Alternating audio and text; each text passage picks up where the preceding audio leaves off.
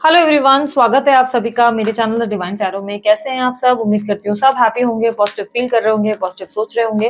तो आज की जो रीडिंग करने जा रही हूँ इसका टॉपिक है सितंबर मंथ में कौन सी 3 ब्लेसिंग्स है जो आपको मिलकर रहेंगी इस राशि में। जो भी राशि आपकी है, राशि आप moon sign, sun sign, rising sign, date of birth के अनुसार, नाम के अनुसार, जैसे चाहे वैसे अपने हिसाब से कंसिडर कर सकते हैं, जैसे भी आपको सही लगे। अगर आपको अपनी राशि नहीं पता तो डिस्क्रिप्शन बॉक्स में मैंने आप लोगों के लिए डिटेल्स डाल रखी हैं, आप उस अनुसार भी चेक कर सकते हैं, डेट ऑफ बर्थ या नाम के अनुसार भी चेक कर सकते हैं। ठीक है।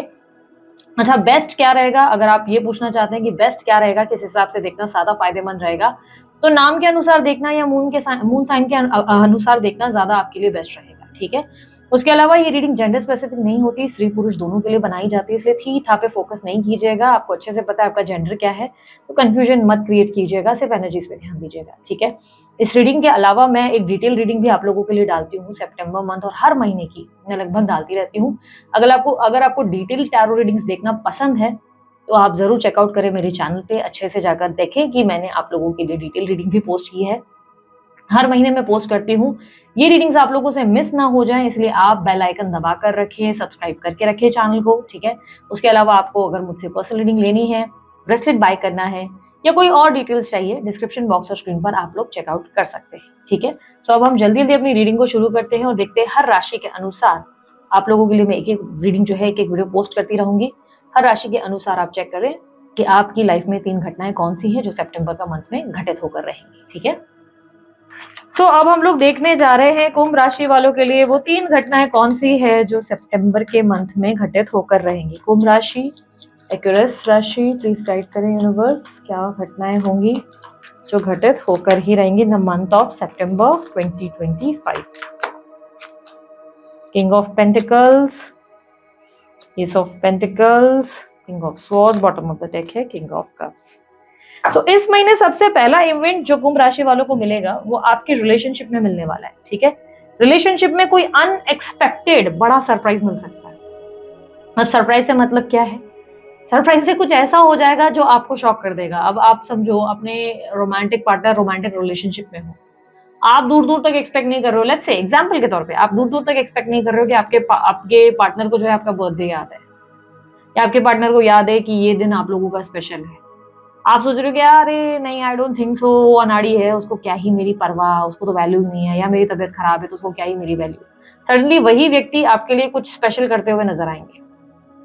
लेट्स से आप किसी तरीके के बातचीत नहीं हो रही, बंद है बातचीत वगैरह, अचानक से वही पार्टनर आपके लिए कुछ ऐसा करते नजर आएंगे जिससे आप हैरान हो जाएंगे कि अरे ये क्या था, इन्होंने सडन एक्शन ले लिया, अरे ये कैसा बिहेवियर था। अब सरप्राइज से पॉजिटिवली ही सरप्राइजेस होंगे, ऐसा नहीं है कि कोई नेगेटिव सरप्राइजेस।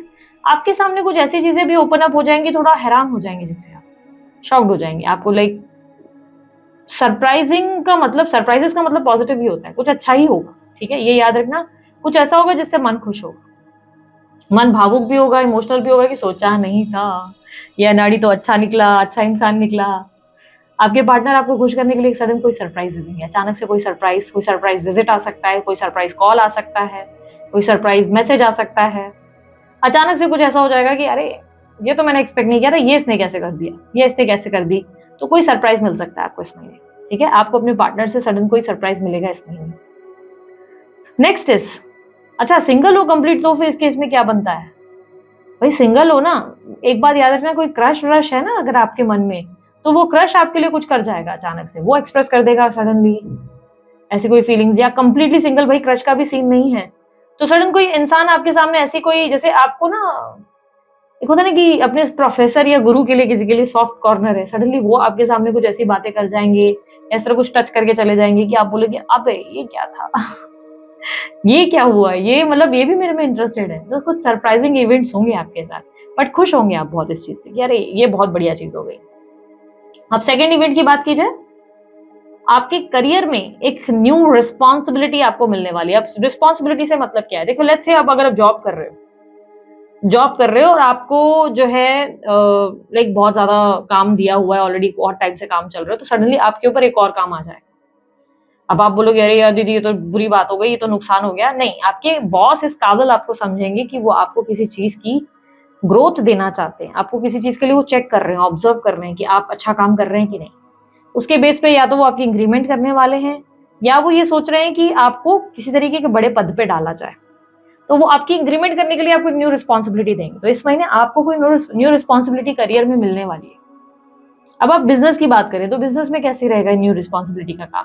तो ये न्यू रिस्पॉन्सिबिलिटी आप खुद लेंगे। अगर आप बिजनेस में हैं तो आप खुद किसी तरीके की न्यू रिस्पॉन्सिबिलिटी अपने ऊपर लेना शुरू करेंगे कि नहीं यार, ये तो काम चल रहा है, अब मुझे ये भी करना है। लेट्स से आपके ऑलरेडी करियर का काम, ये वो काम चल रहा है, साइड में आप बोलोगे अब किसी और के भी करियर को बिल्ड करने की कोशिश कर लो, तो बिना वजह का बर्डन होगा। याद रखना ये चीज, ऐसे खुद को भी लगेगा कि अरे यार, ये इसकी तो जरूरत नहीं थी, मैंने क्यों उठा लिया। एंड ऑफ द मंथ तक आपको लगेगा कि यार ये काम तो है इसके साथ। अब फॉर एन एग्जाम्पल, एक और चीज में एग्जाम्पल के तौर, क्योंकि शायद आप एग्जाम्पल से जल्दी समझेंगे।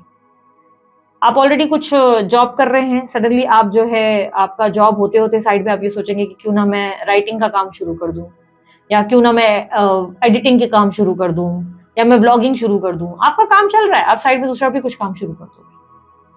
आप अभी कुछ नॉर्मली बिजनेस कर रहे हैं, बिजनेस के साथ आप सोचेंगे क्यों ना मैं शेयर मार्केट में पैसे डाल दूं। तो एक साइड में आपका ध्यान है, ऑलरेडी एक और रिस्पॉन्सिबिलिटी उठाओगे कि ये तो है, अब ये भी करना है। ठीक है, तो इस महीने एक साथ 2 एक्टिविटीज में इन्वॉल्व हो गए।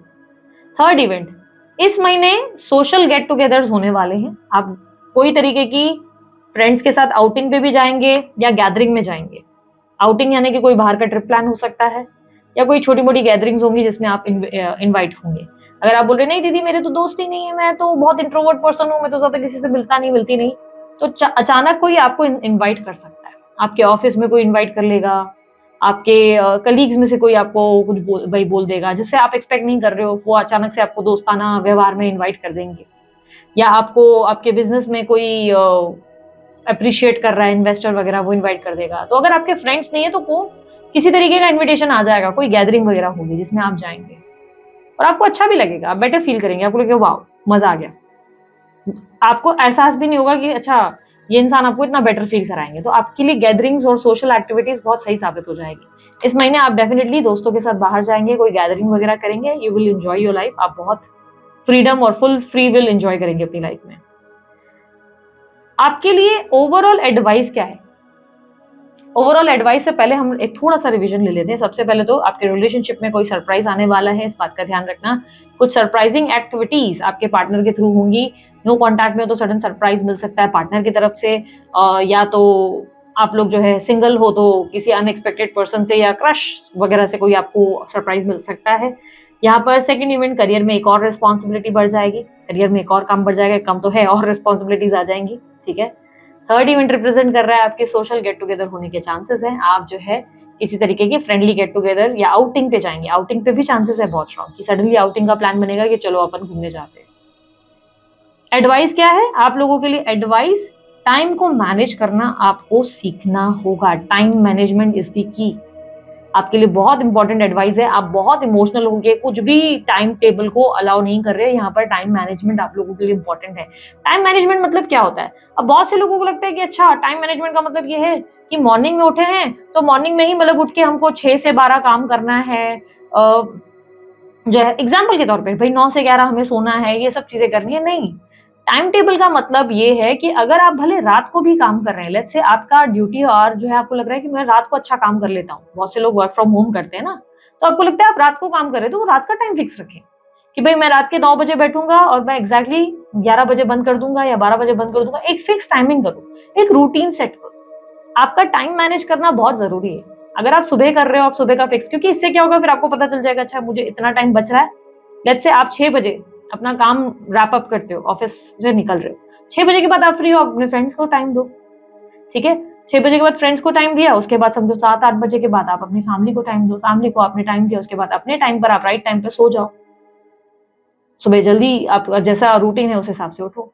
आपको टाइम मैनेज करना सीखना होगा। अगर आपके लिए टाइम मैनेज करना मुश्किल है ना, टाइम मैनेजमेंट पर बहुत सारी किताबें मिल जाती हैं, बहुत सारी। यूट्यूब पे तो आप ऐसे ही ऑडियो नोट्स सुन सकते हो, ऑडियो बुक्स आती है ना, आप कान में ईयरफोन लगा लो, बस बुक्स आप डालो टाइम मैनेजमेंट पे, बुक्स बहुत सारी आ जाएंगी, आप सुनेंगे, आप समझ जाएंगे अच्छा मुझे ऐसे टाइम प्लान करना है। तो टाइम मैनेजमेंट सीखना बहुत जरूरी है। ये महीना आपसे टाइम मैनेजमेंट की मांग करता है, वरना ऐसा हो जाएगा कि एक ही तरफ बहुत ज्यादा पलड़ा भारी, एक ही तरफ सारा काम निभा रहे हैं पर बाकी सब चीजें मैनेज नहीं कर पाएंगे, और फिर बाद में लगेगा कि शिट यार ये क्या कर दिया मैंने, अपना टाइम मेरा खींच लिया, जो समय मैंने मैनेज कर लेना चाहिए था आसानी से वो मैंने किया नहीं। क्योंकि इमोशनल हो जाओगे, एंजॉयमेंट पे इतना फोकस चला जाएगा, फिर बोलोगे काम रह गया, या तो इतना काम करोगे कि फ्रेंड्स को टाइम नहीं दे पाओगे। तो ये थोड़ा सा टाइम मैनेजमेंट आपको सीखना होगा। ओके, तो कुंभ राशि वालों, ये थी आप लोगों की रीडिंग अच्छी लगी लाइक शेयर सब्सक्राइब कीजिएगा, ढेर सारा प्यार दीजिएगा। उसके अलावा कोई जानकारी चाहते हैं डिस्क्रिप्शन बॉक्स और स्क्रीन पर आपको मिल जाएगी। अभी के लिए इतना ही, मैं चलती हूँ, अपना ध्यान रखें, मुस्कुराते रहें, बाय, टेक केयर, ओम साई राम।